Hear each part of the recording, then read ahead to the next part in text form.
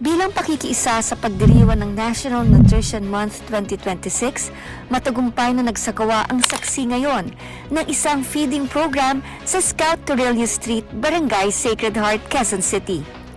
Isinagawa ang programa in cooperation with Barangay Sacred Heart sa ilalim ng pamumuno ni Punong Barangay Camille David, kung saan nabigyan ng masustansyang pagkain at munting kasiyahan ang mga bata sa komunidad.